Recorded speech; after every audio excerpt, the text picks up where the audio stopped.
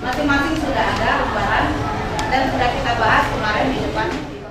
Terkait pemberitaan peliburan sekolah ataupun juga menghentikan sementara proses belajar mengajar guna mengantisipasi penyebaran COVID-19 ataupun juga virus corona. Dinas Pendidikan Kota Palembang menjelaskan pihaknya masih menunggu instruksi ataupun juga keputusan dari Wali Kota Palembang terkait peliburan anak-anak sekolah. Julinto menambahkan, dirinya belum memutuskan terkait libur sekolah, dikarenakan dirinya masih menunggu keputusan Wali Kota Palembang yang akan mengadakan rapat kecil terlebih dahulu. Namun apabila dari rapat tersebut diputuskan sekolah diliburkan, dirinya akan langsung membuat video conference ataupun juga merekam pembicaraannya untuk disampaikan kepada pihak-pihak sekolah, khususnya kepada kepala sekolah.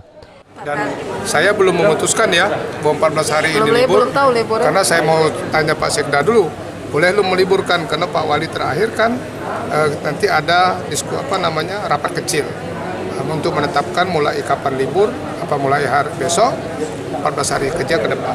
Kalau sudah oke, kami hari ini akan mungkin video konferensi, mungkin saya harus merekam pembicaraan aku akan sampaikan ke WA kepala sekolah, grup dan sebagainya, bahwa mulai besok kita sudah belajar menggunakan IT dan sebagainya, tugas-tugas.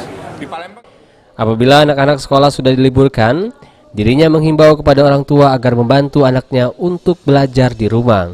Heru Wahyudi, PAL TV.